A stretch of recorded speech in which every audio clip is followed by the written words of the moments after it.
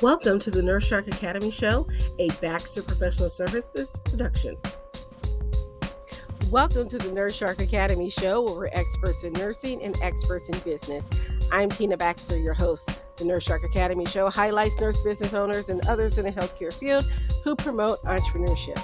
Today's guest is Savannah Arroyo, and today's episode, How One Nurse Turned Real Estate Investor Helps Other Nurses Do the Same.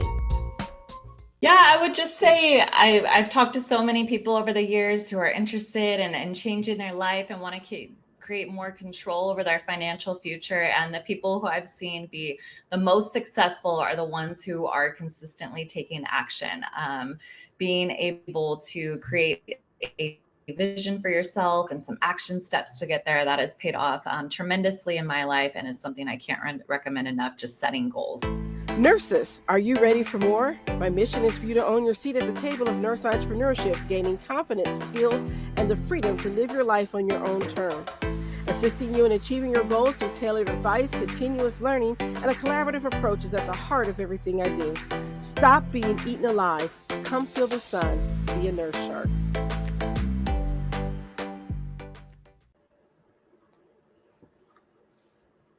And welcome to the Nurse Shark Academy Show. The Nurse Shark Academy Show highlights nurse business owners and others in the healthcare field who promote entrepreneurship.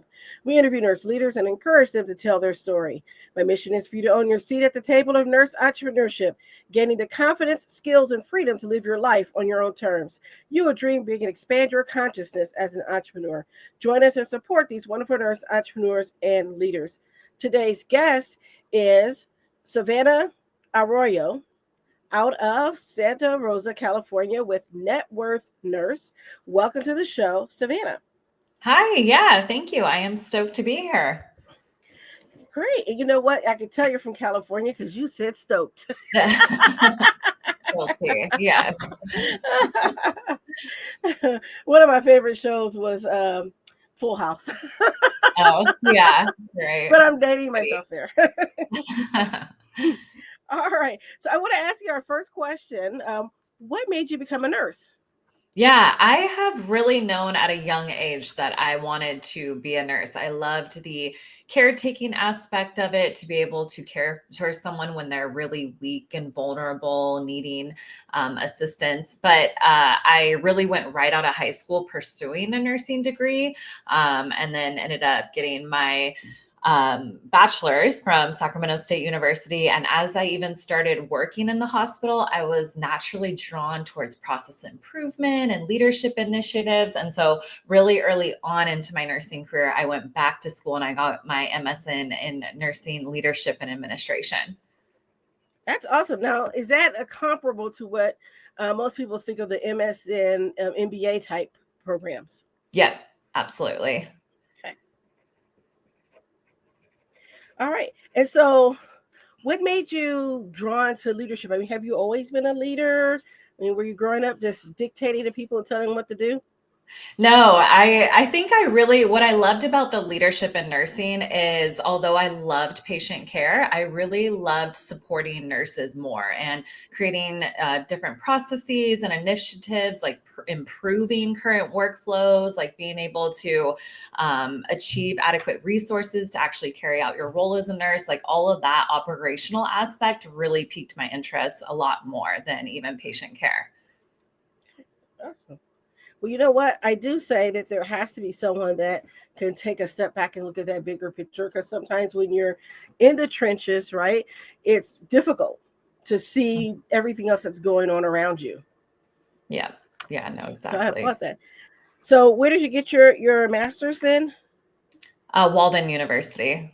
Oh, Walden. Okay. All right. Okay. And so then tell me, what was your very first nursing job coming out of nursing school? Yeah, it was a medical surgical floor oncology specialty in Modesto, California, so Central Valley. I did have to relocate as a new grad, just looking to get experience my first year as a nurse. And they had a wonderful nurse residency program I was on, and oncology floor. So I was, 24 and body bagging patients every week. So it was a pretty harsh entry into nursing at such a young age. But since then, I have worked in so many different specialties, telemetry, pre-op, I did PACU. When I went into leadership, I started helping in procedural units, orthopedics. I oversaw an orthopedic practice. And then moved into an acute care setting and did cath lab, special procedures, GI, oversaw those departments from an assistant manager position, and then went back into an orthopedic floor. Okay. So you went to the manager level, like I would say, what is that? Middle management, Yep, manager level type exactly. thing. Yes. And so that is a career path for some nurses that sometimes they're afraid to take. They don't want to take on that responsibility of being a manager. How did you handle that responsibility at such a young age? Yeah, I had a really great program. They provided really great mentorship coming into different supervisor leadership roles, different health streams that you could do, like from a course-based perspective, but also hands-on, where you'd get to touch base with a mentor and just have different reflecting opportunities and someone to just kind of chat with if anything difficult came up. Really leaned on camaraderie within the hospital and tapping into the managers within other departments if I ever had any questions or needed help figuring anything out. But a lot of it is really learning as you go. And there were, a lot of mistakes that I made early on, but overall they improved my capacity to lead and taught me many valuable things. I remember I started out in management. Our hospital had like a manager university that you had to go to, and they had a series of courses you were required to take that was contained within the university, so that you would learn things like how to talk to people, Yeah, how to exactly. discipline appropriately, Yeah. how to develop those leadership skills as well. You mentioned having made some mistakes. Can you tell me what mistakes kind of stick out to you, so that maybe someone listening, because we have some students that listen to this and they're thinking of going into management when they go into nursing, maybe it could help them to kind of avoid some of those landmines. Yeah. So with Providence Health, the system that I worked with for over 8 years in California, I was introduced into an ambulatory care setting as of the first registered nurse within a clinical practice. And historically, I mean, these are the think of a doctor's office for orthopedics, Mm-hmm. and they're primarily ran by, there's physicians in there and medical assistants and some x-ray techs because we were an ortho specialty, but never have nurses been integrated into that. And I was working with a leadership team that heavily believed in the nurses' influence and just overall place within these facilities. And so Providence was going through a process of integrating RNs as like a clinical supervisor within Mm-hmm. these ambulatory practices and all sorts of different specialties. And I was placed into an orthopedic office. We had 11 surgeons, 4 different offices. And from the outside nursing leadership perspective, I was to go in there with my nursing eyes and help improve anything. There was a lot of things that they wanted to maintain consistency of, that they wanted to really make universal across the different facilities. And that was a big role, making sure everything was up to guidelines for Medicare and Joint Commission and that type of stuff. And so there was some nuanced tasks in there. And it was interesting coming on with the leadership background as a nurse. I was going in there ready to make changes and do big things, because that's what was being encouraged to me by these nursing leaders. And Mm-hmm. it was really only after I got to really know the doctors and the team there and working there really hands-on in those roles did I really get to see where the improvements could be made. And so I know there was some little things, that the changes that I had to make early on, like the sharps containers and the garbage cans, and it really irked the physicians, different changes that I was making. And in hindsight, I wish that some of the guidance I would have been given would have been to really cultivate those relationships first, given maybe like 3 to 6 months to be in there and having a place and showing my role before being almost forced to make a lot of these changes, because it ruffled a lot of feathers and it kind of made me feel like an outsider coming in. And it ended up being, a big lesson learned. That's a tough position, because I've been in the position of creating roles. I was the first evening shift supervisor at the psychiatric unit, and then I became the first nurse educator at an addictions hospital.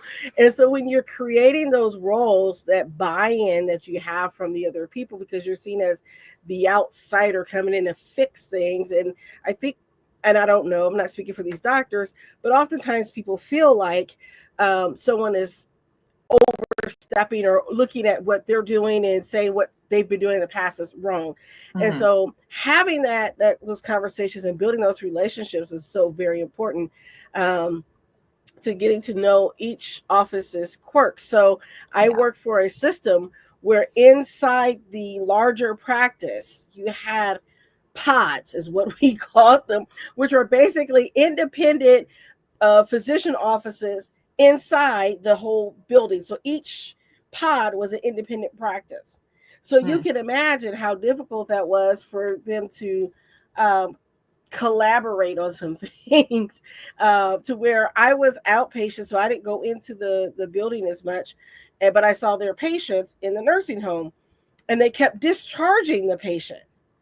And I said, you don't have to close the patient out, just transfer them to our service. But it was getting that mindset to change of, this is my pod. And, it was, oh, you got this piece of equipment. Which pod did you get it from? Did you charge it to your pod? It was all those types of things. And so I can imagine going in and doing with different doctors. Everybody has their own flow and how they do that. How best do you manage getting those relationships and cultivating them? And how would you suggest that would be best done? Yeah, I mean, really kind of opening the conversation that you're here to help and that ultimately you're all on the same team. Like you guys ultimately have the same goal of treating patients with the best care, improving outcomes, making sure that they're receiving the care that they need and improving workflows. And so really coming at it from that common ground standpoint is really helpful early on, showing that you're on the same team and being willing to help. I remember sitting down with every single one of the physicians and asking them specifically if there was anything that they specifically needed help with, or any way that I could help with anything that they've noticed, and them just being able to voice their concerns and have that platform to share. I felt really kind of built that trust. And then as the time moved on and I was actually able to fulfill some of their wishes and see some of the things through that they wanted to see implemented, it really helped to further that trust. Awesome. Well, you know what? It's one of those, we lost that art a little bit during the pandemic, right? Because we were all home and in our own silos, and we had to renegotiate how to talk to people again and be in their faces. So I think it's encouraging to hear about some of these lessons, because we tend to forget the niceties. And good example today, at my business, at my job, and there was an email that was sent. I was on the email. It wasn't directed towards me, but one of the other providers was like, "Ooh, that's kind of harsh." And I'm like, "Yeah, I understand that they were just trying to give information, but it kind of came out as kind of snarky."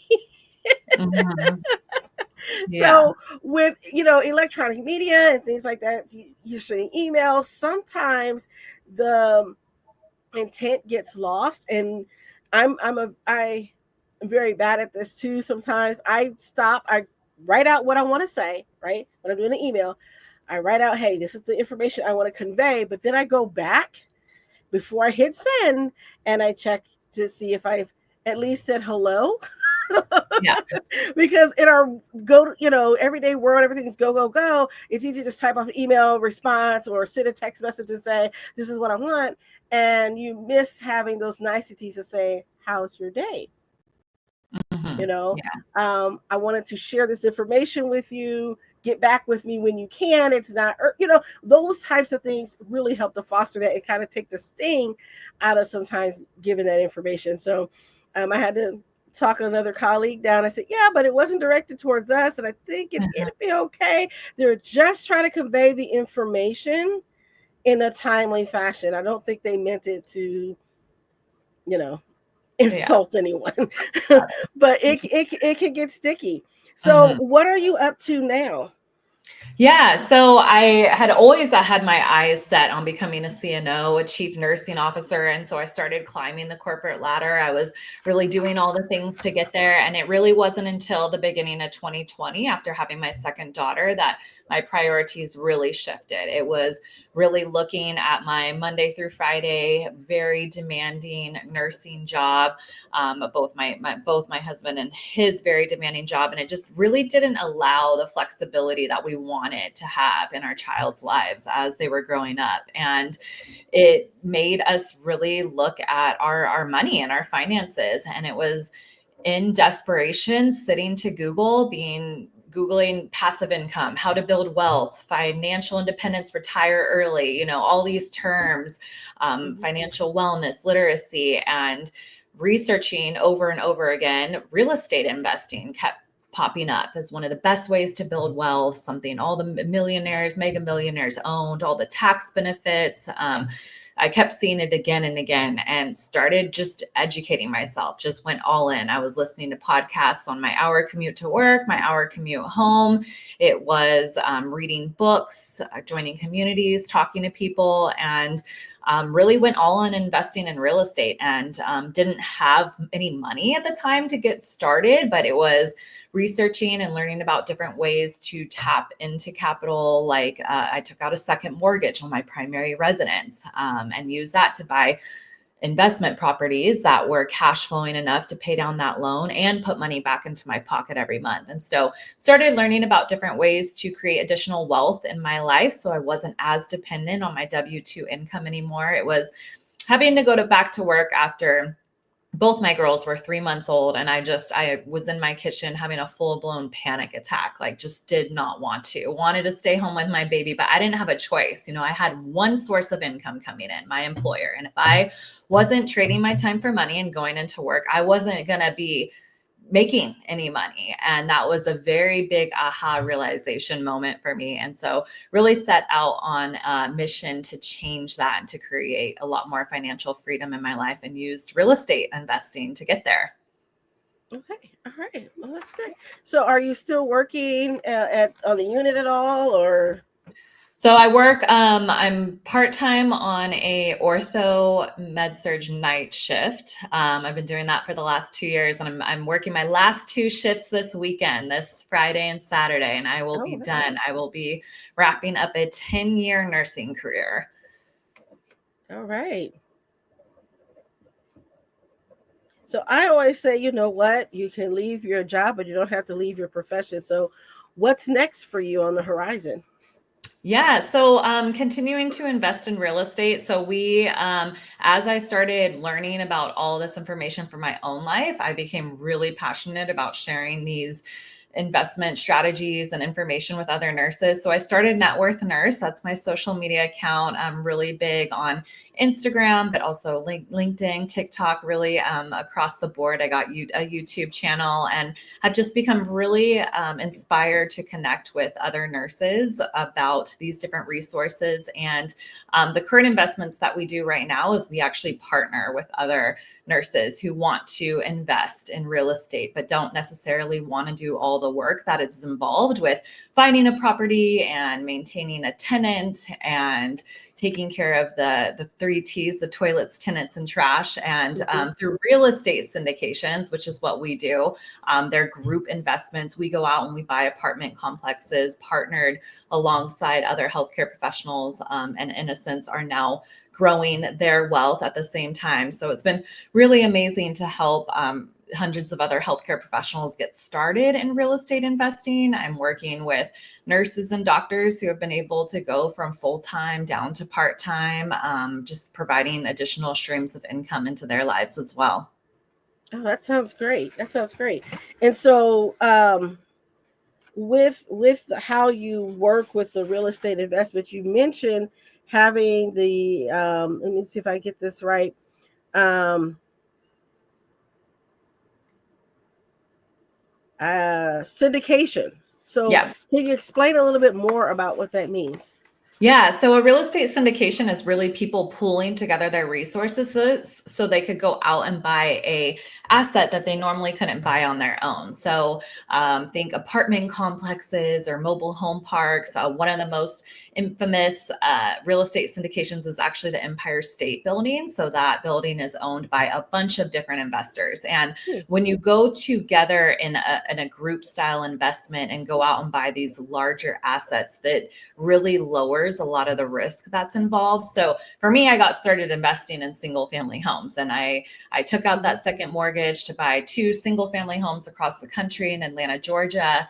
And they were single family homes cash flowing a couple $100 a month. And it was at the 6 month mark where I had one of my tenants move out and I had to repaint the entire place for $6,000 that I realized, wow, I'm not going to cash flow on this now for another year or so. And started learning about investing in real estate through multiples. So in multifamily and apartment complexes, when one tenant moves out, you still have a lot of other income coming in. And what we invest in primarily is value add deals. So we're looking for ways that we can add value and force appreciation into a deal. So almost like flipping apartment complexes in a 3 to 5 year period. So we're buying buildings from really mismanaged owners.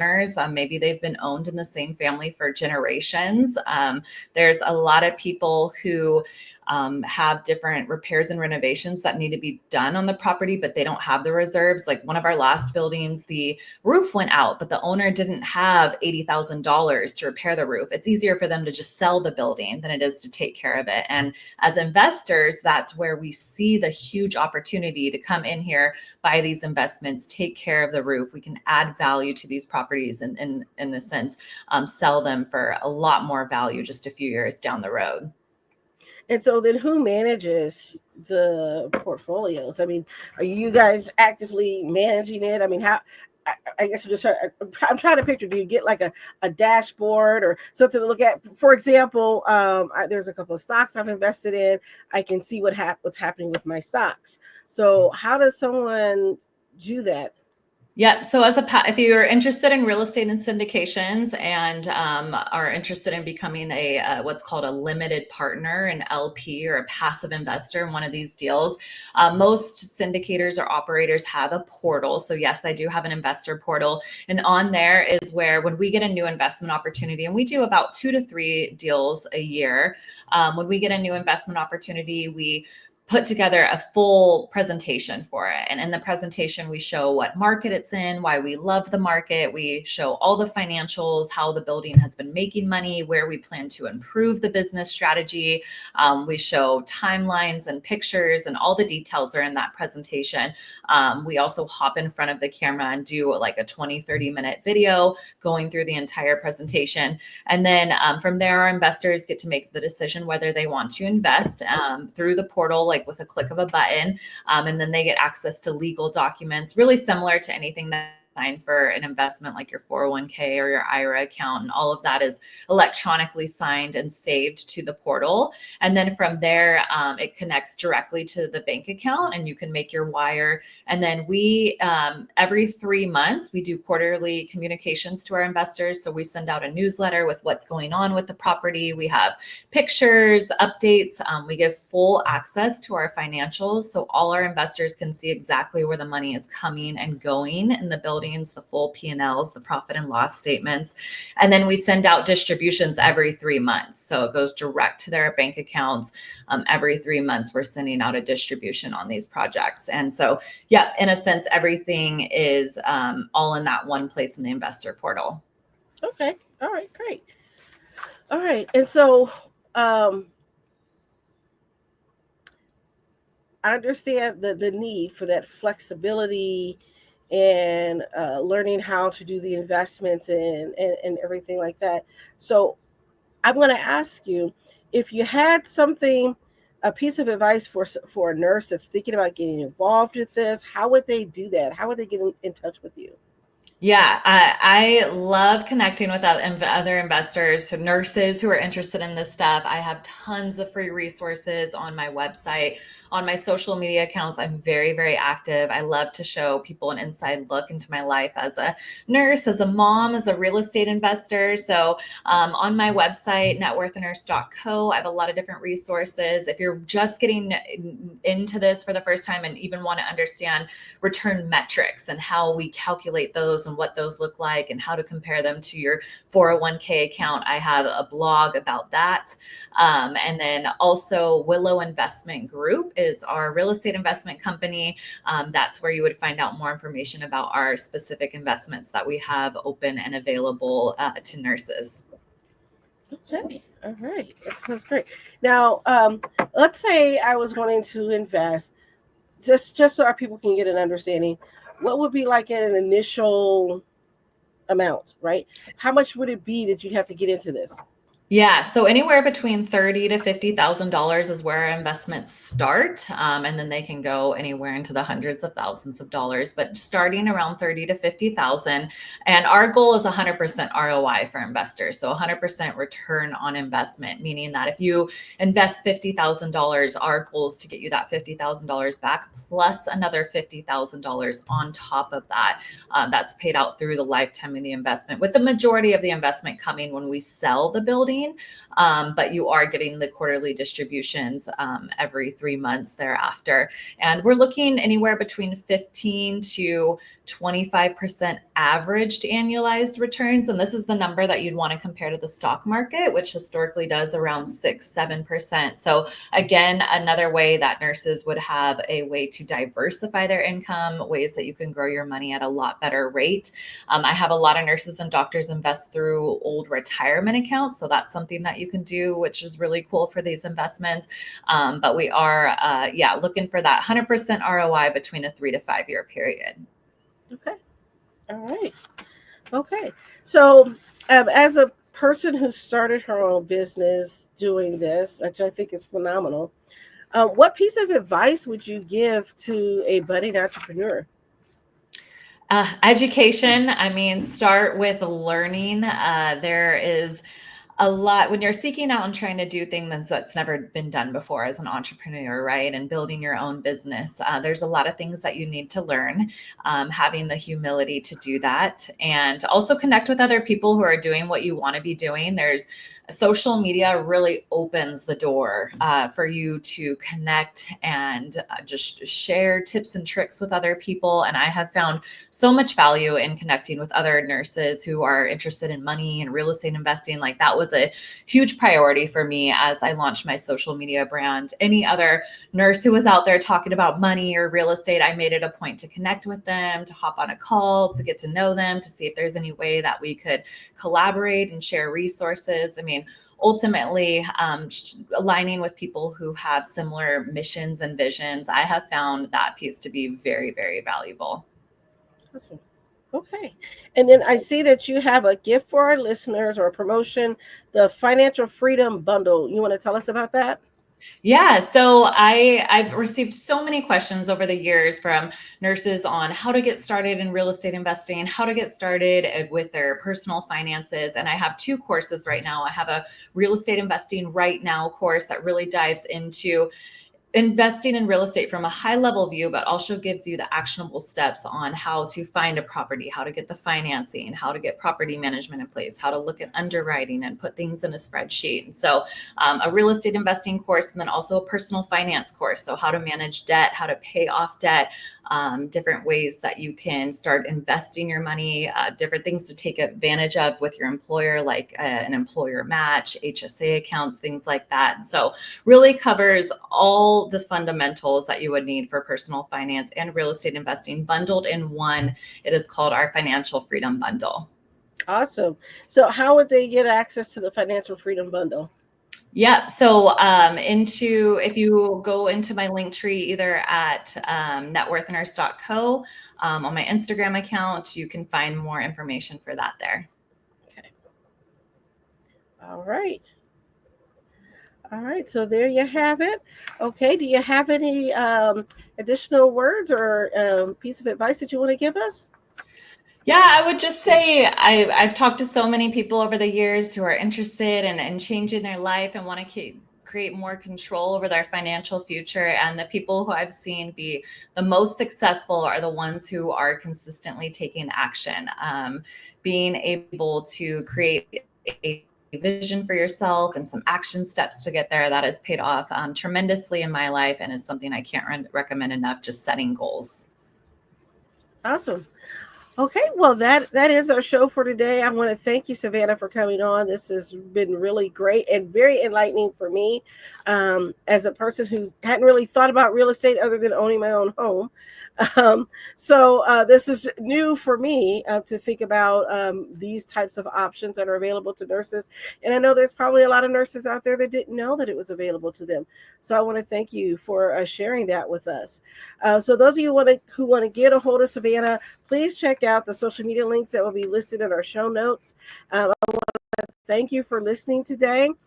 Please don't forget, if you're watching us on YouTube, to hit the notification bell and subscribe so that you know whenever we have new episodes come live. If you're listening to us through Podbean or wherever you get your podcast, we do appreciate a like and a comment. That is so helpful to us. If you know of a nurse entrepreneur that would like to come on the show and tell us about their business and their nursing journey, please reach out to the Nurse Shark Academy. We thank you and have a great rest of your day.